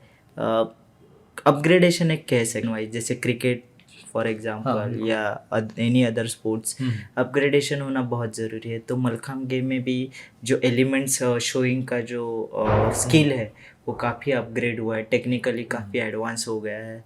तो कहीं ना कहीं उनके हिसाब से एथलीट्स को भी अपडेट होना पड़ता है। फॉर इन माय केस मुझे तो ये पता चला कि जब से मैं इस गेम में आगे आने लगा तो लोगों को ना आपसे नया बहुत एक्सपेक्ट होता है। एक बार आप जब नया एलिमेंट परफॉर्मेंस में इंट्रोड्यूस करते हो ना, तो आप नेक्स्ट टाइम जाओगे ना तो आपको वो वही वैसे देखते हैं, अरे अभी आज क्या नया देखने मिलेगा। तो ये हम दोनों भाइयों ने अच्छे से जान चुके थे, तभी आपको रिकग्नाइजेशन या एक पहचान मिलेगा। तो एक टाइम ऐसा है, आज भी ऐसा है कि दीपक शिंदे अगर फील्ड पे आता है तो नया क्या लेके आता है, यही एक्साइटमेंट होता है। तो लोग मुझे पूछते भी है इस बार क्या नया बिठाए हो, हमें क्या देखने मिलेगा, एथलीट्स पूछते हैं। तो यही एक डिफरेंस हो गया है पुराने कंपटीशन स्ट्रक्चर में और अभी के कंपटीशन स्ट्रक्चर में, क्योंकि आप अपग्रेड रहोगे तो आप ऊपर जाओगे। ऐसे आई थिंक वो कंपटीशन में धीमे धीमे एक हार्ड होता जाता है, क्योंकि आप उस लेवल के बाद से नेक्स्ट क्या करने वाले हो, जो कि मलखम्ब में अनएक्सपेक्टेड था कि ऐसे हो सकता है, ऐसे कर सकते हैं। तो वो एक अभी काफ़ी एक लोगों को नया नया देखने मिल रहा है मलखम्ब में ऐसे। और आई थिंक अभी जैसे और कंट्रीज आती जा रही हैं और वो पुलिस को ओलंपिक्स में पुश करने की कोशिश हो रही है, तो आई थिंक जितनी ज़्यादा प्लेयर्स इसमें घुसेंगे आई थिंक और ज़्यादा स्कोप बढ़ेगा इसमें इनोवेट करने का और नई नई चीज़ें इंट्रोड्यूस करने का, नए नए एलिमेंट्स डालने का। यस श्योर, डेफिनेटली 100%, क्योंकि जैसे ये गेम एक्सप्लोर होते जाएगा, बाउंड्रीज क्रॉस करते जाएगा, इसमें और भी चेंजेस होते जाएंगे, क्योंकि जो फॉरेन एथलीट्स है वो उनका ट्रेनिंग पैटर्न काफ़ी अच्छा होता है, एडवांस होता है, एटमॉस्फियर, उनके इंफ्रास्ट्रक्चर। तो डेफिनेटली नो डाउट ये मलखाम गेम ओलंपिक्स में जाने ही वाला है, उसमें तो कुछ डाउट ही नहीं है। बट इसमें काफ़ी सारे पॉजिटिव चेंजेस होने वाले, काफ़ी सारे एडवांस टेक्निक्स आने वाले, जो कि एक अलग ही लेवल पे सेट होने वाला है ये। अच्छा, आपके हिसाब से जैसे अब नए आने वाले जो यूथ है उनको आप क्या एडवाइस देना चाहोगे मलखम के बारे में, अगर उनको इस लाइन में जाना है तो? मैं एडवाइस मतलब इस पॉडकास्ट के वे से करना चाहता हूँ कि आप मलखाम ट्राई कीजिए एक बार। आप बाकी के स्पोर्ट्स ट्राई करते हो, स्केटिंग करते हो या फुटबॉल करते हो, क्रिकेट करते हो, और उसमें ये भी एक गेम ऐड कीजिए, आप एक्सपीरियंस तो लीजिए, कितने कम समय में आप डेवलप होते हैं ये देखो आप। इस गेम में बहुत ऐसे की पॉइंट्स है जो आपको क्विकली डेवलपमेंट दे सकते हैं बॉडी में। आपका एनर्जी लेवल नो डाउट सभी गेम में हाई होता है, बट इसमें कुछ अलग ही थोड़ा एलिमेंट्स के या ट्रेनिंग पैटर्न है। आप ट्राई करो, आपके बॉडी स्ट्रक्चर में डेफिनेटली 100% पॉजिटिव चेंजेस मिलेंगे, क्योंकि मलखाम गेम कैसे है ना, देखते ही डिफिकल्ट लगता है। हाँ। अरे यार ये तो इम्पॉसिबल है, मतलब कैसे होगा ये, उल्टा सीधा करते हैं, इधर हमें हैंडस्टैंड या उल्टा होने नहीं होता है, ये कैसे इम्पॉसिबल है, ये तो हो ही नहीं सकता है। तो ऐसे नहीं है। कैसे आप कोई भी गेम खेल रहे हो तो आप वो गेम के जब तक नज़दीक नहीं जाते हो ना, उसको फील नहीं करते हो ना, तो आपको वो पता नहीं चलेगा कि उसमें क्या स्किल है, कैसे टेक्निक्स है। तो हर एक गेम का एक स्किल टेक्निक होता है। अगर आज मलखाम डिफ़िकल्ट होता तो हमारे जैसे एथलीट्स दुनिया के सामने आते ही नहीं, क्योंकि डिफ़िकल्ट है, बॉडी को हार्मफुल होता है। बट आज मैं आपके सामने बैठा हूँ अच्छे से बॉडी स्ट्रक्चर। एग्जैक्टली, क्योंकि एक स्टेप बाय स्टेप जाते हैं तो step by step in short, तो लोगों ने मलखाम एक्सपीरियंस करना चाहिए। और मुझे ऐसे लगता है कि लोग धीरे धीरे इसको ट्राई कर रहे। मतलब एक पर्टिकुलर क्राउड ही आता था इसमें, जैसे अब महाराष्ट्र में ले लो, मराठी क्राउड ही आता था।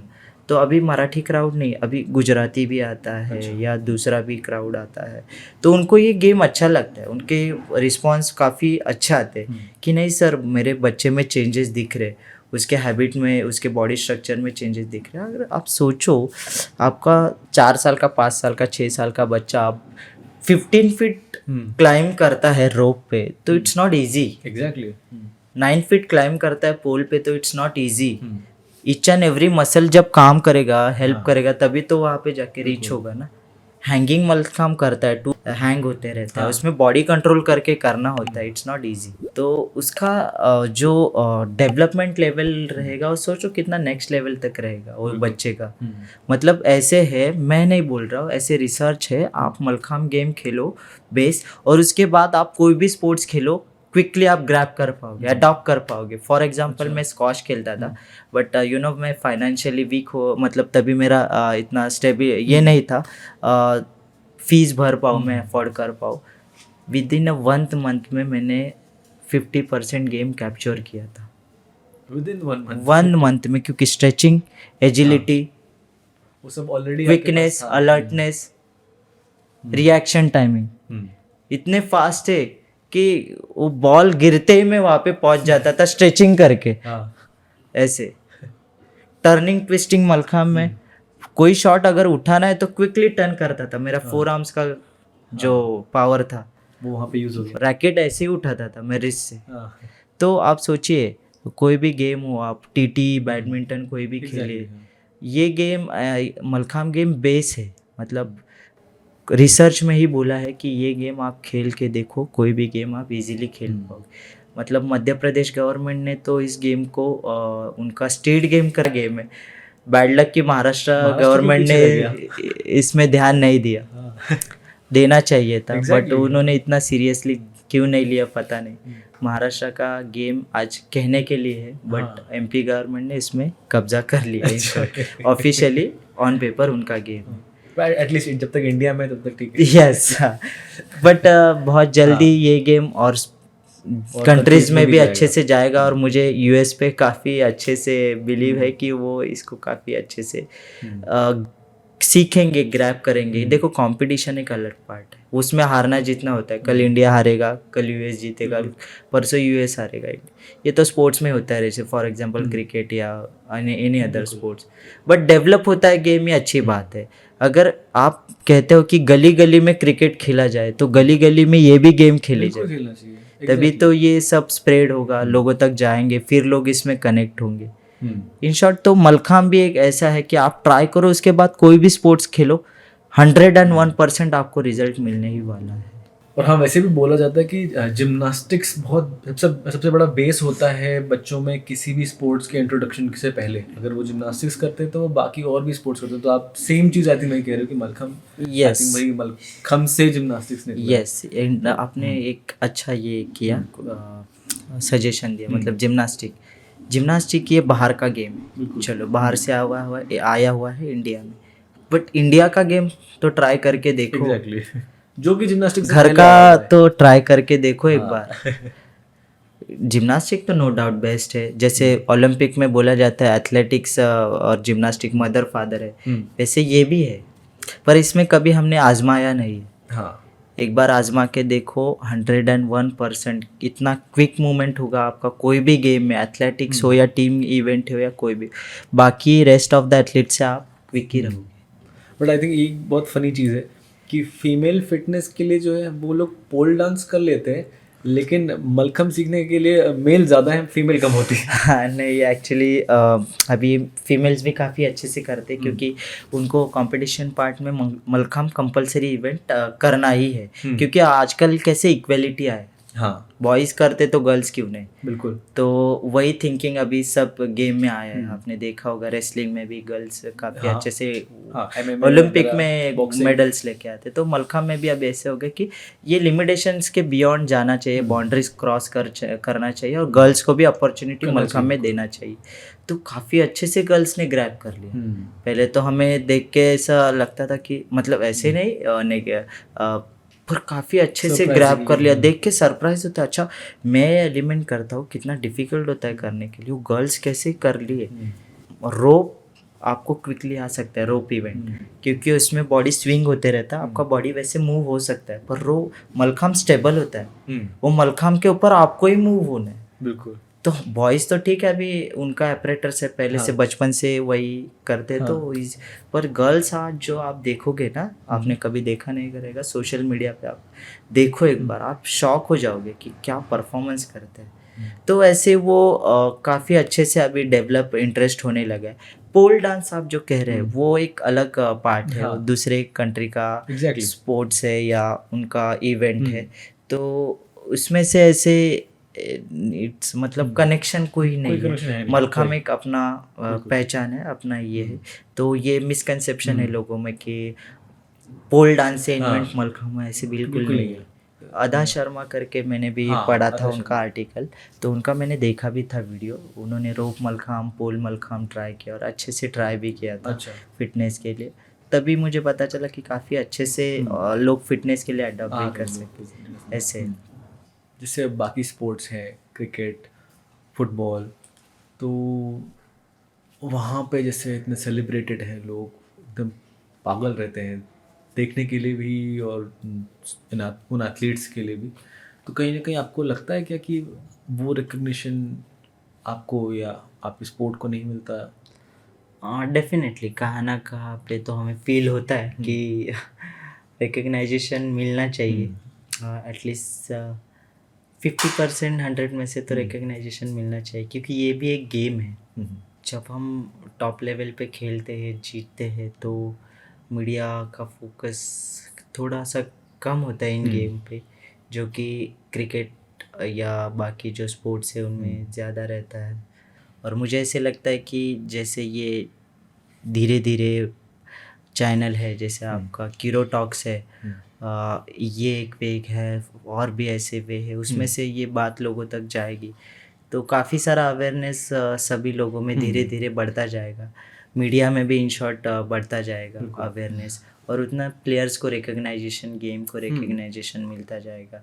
तो कैसे होता है ना, इसमें हार्डवर्क दोनों गेम में इक्वल है। बिल्कुल, हार्ड वर्क सब कर रहे तो हैं। अगर आपके हार्डवर्क को कोई अप्रिशिएट कर ही नहीं पाता तो कैसे ना, वो आपको कभी कभी लो फील होता है। मोटिवेशन ज़रूरी है, बिल्कुल, नॉट ओनली फॉर वर्ड्स के माध्यम से। तो थोड़ा सोशली थोड़ा अगर मीडिया फोकस करे या बिल्कुल। तो हमें काफ़ी अच्छा लगता है, रिकग्नाइजेशन मिलता है तो हम और मोटिवेट होते हैं करने के लिए, मेहनत करने के लिए। तो अभी तो कैसे क्रिकेट एक ऐसा मतलब काफ़ी पुराना गेम है, तो वो पहले से ही मीडिया के इसमें लाइमलाइट में रहता है लैमलाइट में हमेशा। रहते हैं, प्लेयर्स लैमलाइट में रहते हैं। तो उन्होंने अभी बाकी गेम्स की तरफ भी थोड़ा ध्यान देना चाहिए। देते भी है, ऐसे नहीं कि हाँ, नहीं कहीं-कहीं देते देते भी देते हैं। पर और मुझे बहुत लगता है कहीं ज़रूरत ना है। I कहीं think ज़रूरत है। बहुत डिफरेंस है Yes, कहीं ना कहीं क्रिकेट और इस अगर मामले में। हम हमारे स्पोर्ट्स आगे नहीं लेके जाएंगे तो और बिल्कुल। कौन लेके जाएगा। डेफिनेटली। तो यही एक बेस्ट वे है जो मीडिया, उनके हाथ में ये सब भी होता है कि एथलीट्स को मतलब रिकग्नाइजेशन देना, प्लेटफॉर्म देना। मतलब आज क्रिकेट को सभी रिकग्नाइज मीडिया कर रही है या सोशल मीडिया, इसलिए क्रिकेट सबके सामने आ पा रहा है। लोग उनके बारे में जानते हैं या पर्सनली वो प्लेयर्स को जानते हैं। वैसे भी यही गेम्स को भी अगर आप आगे लेके आए मीडिया थ्रू या सपोर्ट मिले तो ये भी गेम धीरे धीरे और आगे जाते रहेंगी। कैसे होता है ना, ये गेम में फाइनेंशियली जो इंडिपेंडेंट मतलब कोई स्पॉन्सर नहीं रहते बड़े। एग्जैक्टली, बहुत बड़ा तो ड्रॉबैक है। कैसे है ना, ये गेम वहाँ तक रिच नहीं हो पाते। मीडिया प्लेटफॉर्म या जो भी कोई टूर्नामेंट है ना, उसमें बड़े बड़े स्पॉन्सर्स नहीं होते। जितना भी आपको गवर्नमेंट से फंडिंग मिलता है उसमें ही चलता है, मतलब थोड़ा ऊपर नीचे हो जाता है। अगर वो बड़े बड़े स्पॉन्सर्स या बड़े बड़े जो दिग्गज रहते हैं इस गेम में अगर थोड़ा फोकस करे तो गेम ऑटोमेटिकली रिकग्नाइज होने लगता है उनके वे से। तो ऐसे मुझे लगता है कि ज़रूरत है, ये गेम भी डिजर्व करते हैं जो हमारे बाकी के गेम है। उतना ही डेडिकेशन लग रहा है, उतना ही परसिवरेंस, प्रैक्टिस लगती है जो बाकी स्पोर्ट्स में भी लगती है। कहीं ना कहीं वही लगता है कि हाँ, जहाँ उनको उतना अप्रिसिएशन या उतना रिकग्निशन मिल रहा है वहाँ इसको क्यों नहीं, इसको क्यों नहीं। यस, कितने सारे सेलिब्रिटीज हैं, John Ibrahim I think football के लिए, Yes. प्रो कबड्डी में भी बहुत सारे सेलिब्रिटीज Yes, एंडोर्स करते हैं। तो कहीं ना कहीं जो अपना स्पोर्ट है उसको भी उतना ही करना चाहिए। सपोर्ट मिलना चाहिए। और गुजरात का जो प्लेयर है और शौर्यजीत खैरे करके जिसको मैंने आपको नोटिस करवाया, हाँ, वो जब मेडल जीता तभी प्राइम मिनिस्टर ने ट्वीट किया था। अच्छा, हाँ, वो जीता था। तो ये फिर ऑटोमेटिकली और पब्लिसिटी इस गेम का उसके बाद बढ़ने लगा। मैं जब वर्ल्ड चैंपियन हुआ था तो राजवर्धन सिंह राठौड़ इंडिया के स्पोर्ट्स मिनिस्टर्स थे, तभी ने क्विकली उन्होंने उसी शाम को ट्वीट किया था, सेकेंड डे में ट्वीट किया था। तो सीएम ने ट्वीट किया था हमारे, तो उससे फिर लोगों को पता चला अच्छा Exactly, awareness इंडिजिनियस बढ़ गेम जाती के भी वर्ल्ड चैंपियनशिप होते हैं। तो वो काफ़ी अच्छा लगा। तो अगर एक रिकग्नाइजेशन मिलता है वो अलग ही सेटिस्फेक्शन होता है। तो मुझे ऐसे लगता है इन शॉर्ट कि मिलना चाहिए recognition equally as compared to बाकी स्पोर्ट्स की तरह, क्रिकेट की तरह। तो लाइमलाइट में धीरे धीरे ये भी प्लेयर्स और गेम आ सकते हैं। अच्छा, परफॉर्मेंस से पहले आपका कुछ वो रिचुअल रहता है अपने आप को थोड़ा काम करने के लिए या फोकस रखने के लिए? हाँ, यस, गुड क्वेश्चन। एक्चुअली जब मेंटली हम अनस्टेबल हो जाते हैं, कैसे है ना, कभी कभी इंजरीज या थोड़ा रूटीन में चेंजेस, प्रैक्टिस में थोड़ा अप डाउन्स होता है, एक आध एलिमेंट्स होता नहीं है अपने से, तो थोड़ा मेंटली हम डिस्टर्ब हो जाते हैं। तो चिड़चिड़ापन होता है कि क्योंकि अल्टीमेटली वो टारगेट अचीव नहीं हो जाता है, तो थोड़ा ऐसे होगा कि नहीं होगा कि नहीं। बट यू नो कि consistency is one of the best की। आज भी मैं सीखते रहता हूँ, मतलब नॉलेज ग्रैब करना ये मुझे लगता है कि अच्छी बात है कि आप देखो नीरज चोपड़ा वगैरह जैसे टॉप एथलीट्स है, उनसे भी सीखने जैसा है। आज वो ओलंपिक के गोल्ड मेडलिस्ट है, उनका रूटीन जब मैं देखता हूँ तो काफ़ी कुछ सीखने जैसे। स्पोर्ट्स में कैसे डिसिप्लिन, डेडिकेशन, सैक्रिफाइस, ये तो हमें तो मायने ही रखता है, मतलब बहुत इंपॉर्टेंट वर्ड है। जैसे गोल्ड का वैल्यू होता है वैसे ये गोल्डन वर्ड्स हमारे स्पोर्ट्स के टॉप एथलीट्स को लागू होते हैं। मतलब अगर दुनिया एक साइड सोई रहे तो आप को उठना ही है, कल दिवाली है तो कल दिवाली नहीं बनाना है, आपका दिवाली है ग्राउंड पे है। Exactly. किसी का शादी हो तो आपको शादी उधर नहीं जाना है, आपका प्रैक्टिस ही ground पे प्रायोरिटी है। Yeah. तो हम दोनों भाई ने वो सब सेक्रीफाइस किया है। हालांकि मम्मी पापा बीच में चिल्लाते भी थे, अरे तुम नहीं जाओगे तो तुम्हारे में कौन आएगा, पर धीरे धीरे उनको रिकग्नाइज होने लगा कि बच्चे हमारे क्या कर रहे हैं। कैसे है ना, एक टाइम क्या हुआ, मैं टूर्नामेंट जीता ना जब स्कूल लेवल का, तो मेरा न्यूज़पेपर में फ़ोटो आ गया।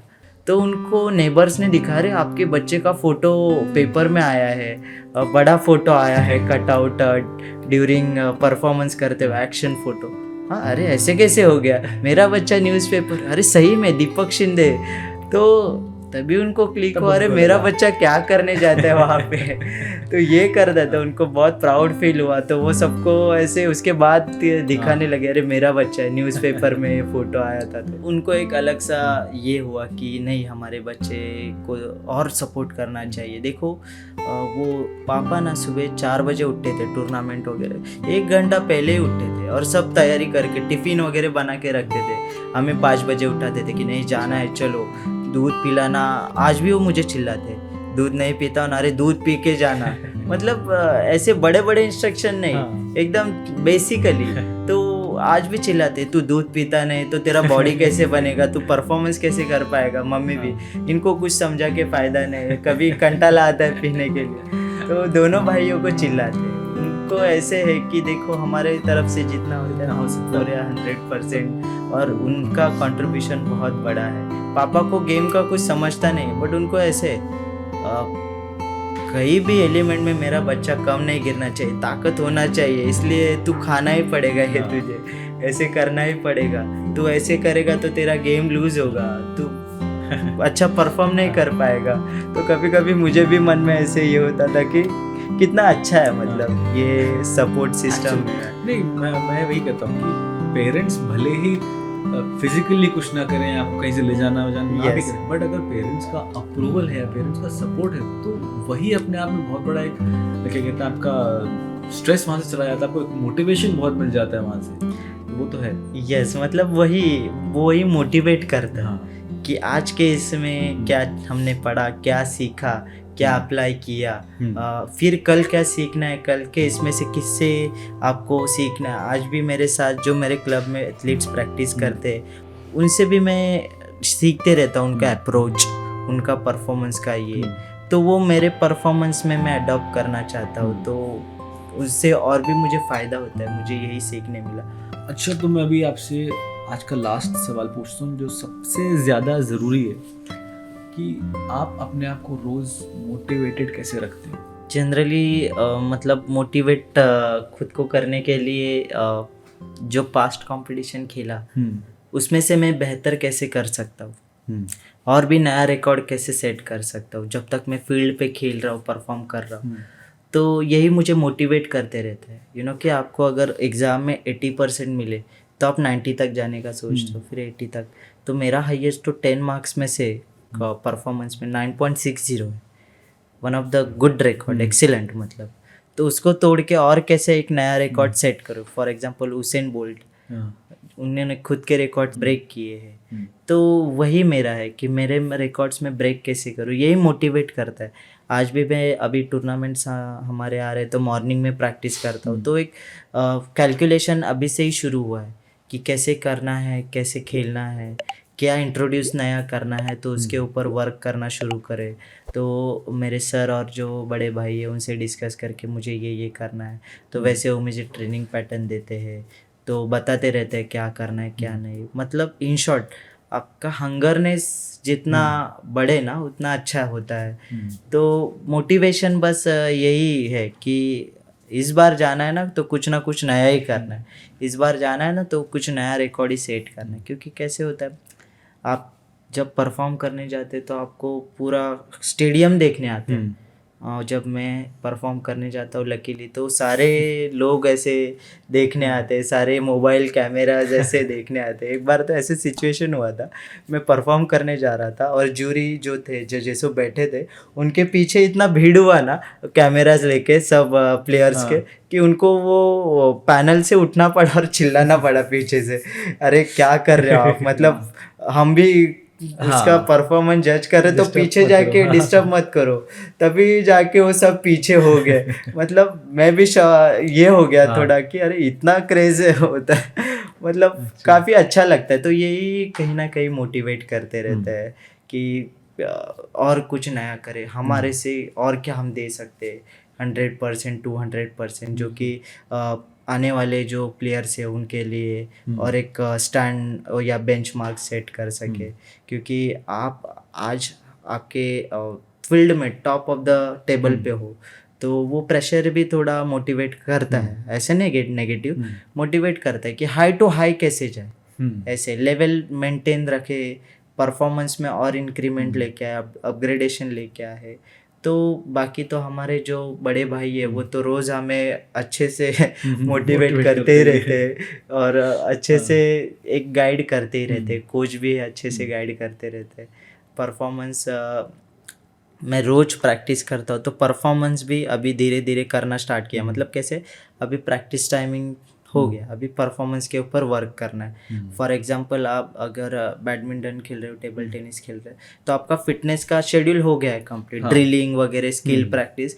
अभी आप प्रैक्टिस मैच खेलने लगोगे अपोनेंट के सामने, वैसे। तो मेरा भी अभी फिर end of the before 20 days 1 month वैसे प्रैक्टिस शुरू होता है। अच्छा, 90 सेकेंड्स में परफॉर्म करना, वो स्टैमिना, कंसिस्टेंसी मेंटेन करना। तो यही एक मोटिवेशन है कि नया क्या करे, नया दिन आया उसको कैसे एक अच्छे से पॉजिटिव वे से लेके जाए, बियॉन्ड द लिमिट जाना चाहिए, खुद को पुश करना चाहिए।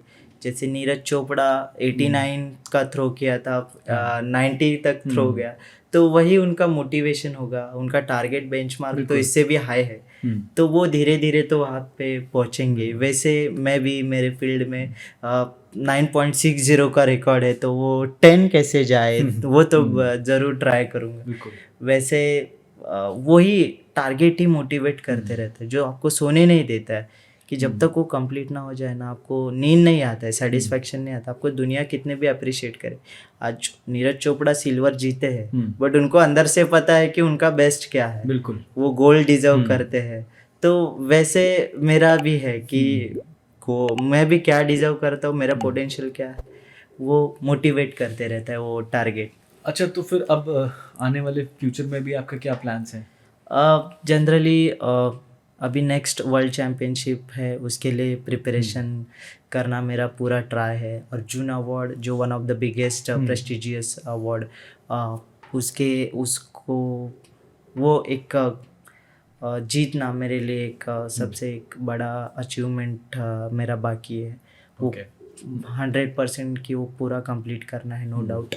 और शिव छत्रपति अवार्ड जो अभी मुझे मिल चुका है recently, one of the prestigious award from Maharashtra state government, जो सीएम से मिलता है, गवर्नर से मिलता है, कि उसमें भी हम दोनों भाई ने वो अवार्ड जीता है। स्पोर्ट्स फील्ड में स्पेशली दिया जाता है, तो उसमें भी हम दोनों भाई ने हिस्ट्री क्रिएट किया है, शिंदे ब्रदर्स ने। उन्होंने जिस ईयर में जीता 2019 में, उसके बैक टू बैक 2020 में मैं जीता। मतलब मेरा ये भी टारगेट एक था, ड्रीम था कि इनके पीछे मैं ही नंबर लगाऊं, कोई दूसरे एथलीट्स को चांस ही नहीं दूं। तो आप अगर कहीं भी हिस्ट्री में कल पढ़ोगे कि इसके बाद कौन जीता है, गणेश शिंदे के बाद दीपक शिंदे। तो ये एक सबसे बिगेस्ट रिकॉर्ड हम दोनों भाई ने किया है कि बैक टू बैक वो अवार्ड जीता है। उसके बाद अभी अर्जुन के लिए पूरा ट्राई करना है, दूसरा वर्ल्ड चैम्पियन का खिताब जीतना है, ताकि और मोटिवेशन या और यही मेरे प्लान है इन शॉर्ट कि कैसे एक ओलंपिक जीतने के बाद हम दूसरे ओलंपिक के प्रिपरेशन। तो मुझे आप पूछोगे तो मेरा आंसर ऑब्वियसली यही होगा कि ये वर्ल्ड चैंपियनशिप से तो सब अच्छा ही हुआ, नेक्स्ट वर्ल्ड चैंपियनशिप, बिल्कुल। क्योंकि 2 टाइम्स वर्ल्ड चैंपियन ना, इट्स नॉट इजी। Easy। तो वो भी अब ग्रैब करना है या अचीव करना है।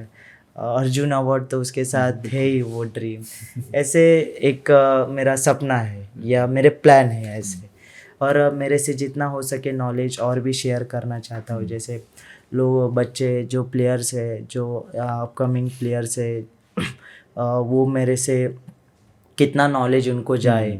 आज भी किसी को अगर कुछ प्रॉब्लम टेक्निकली होता है तो मुझे मैसेज फ़ोन करते कि कैसे करना है भैया, क्या करना है, आपके जैसे परफॉर्म करना है। मेरा प्लान यही है कि लोगों तक मेरा जितना भी नॉलेज है, जो प्लेयर्स है इस फील्ड के, उन तक मैं पहुंच पाऊँ।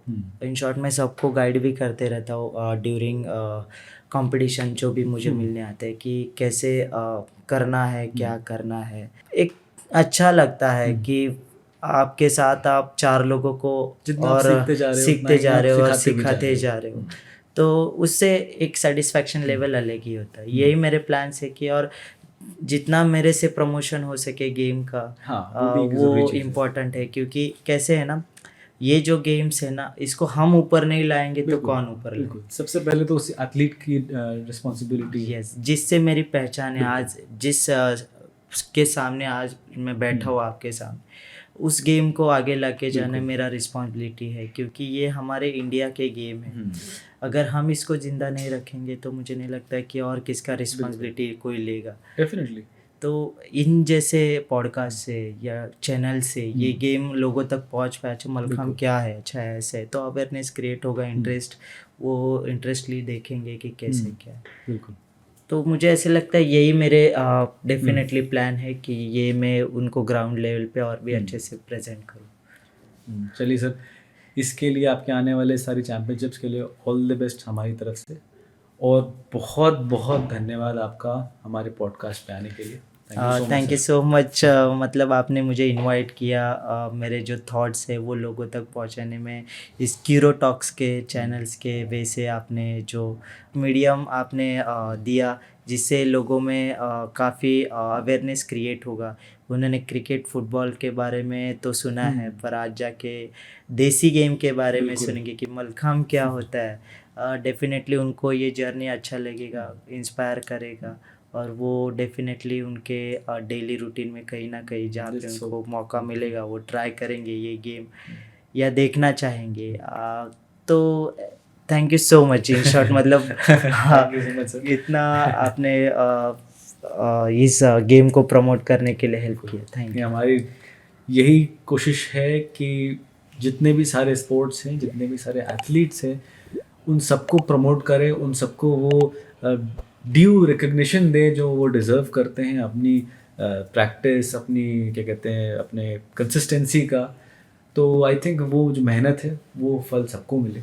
यस यस, तो यही हमारी कोशिश है। डेफिनेटली। मतलब लास्ट में जाते जाते कहना चाहता हूँ सबको कि अगर एक अच्छा स्पोर्ट्समैन बनना है तो हमें डिसिप्लिन, डेडिकेशन, सैक्रिफाइस, ये सब फॉलो करना पड़ता है। और ये फॉलो करने के बाद आपको अच्छा ही रिजल्ट मिलेगा, not only in sports but आप कोई भी फील्ड में जाते हो तो यू नो कि ये आपको एक अलग स्तर पे या पोजीशन पे लेके जाता है।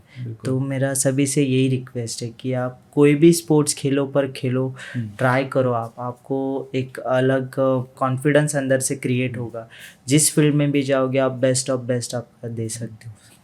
चलिए, thank you sir, thank you so much. तो आज हमने मलखम के बारे में बहुत सारी चीज़ें जानी, और साथ ही साथ इसके वर्ल्ड चैम्पियन दीपक शिंदे के बारे में भी। तो अगर आपको दीपक जी को डायरेक्टली फॉलो करना हो या उनके लिए आपके दिमाग में कुछ क्वेश्चंस हो, तो आप उनको इंस्टाग्राम पे फॉलो कर सकते हैं और उनको रीच कर सकते, कॉन्टैक्ट कर सकते हैं। उनका इंस्टाग्राम हैंडल मैं डिस्क्रिप्शन में दे दूंगा। तो अगर आपको दीपक जी से मलखम सीखना हो तो आप समता क्रीड़ा भवन कांदिवली मुंबई में जा सकते हैं और उनसे स्वयं मलखम सीख सकते हैं। तो आई होप आज आप सब ने बहुत कुछ सीखा होगा। Stay healthy and stay curious. Bye bye.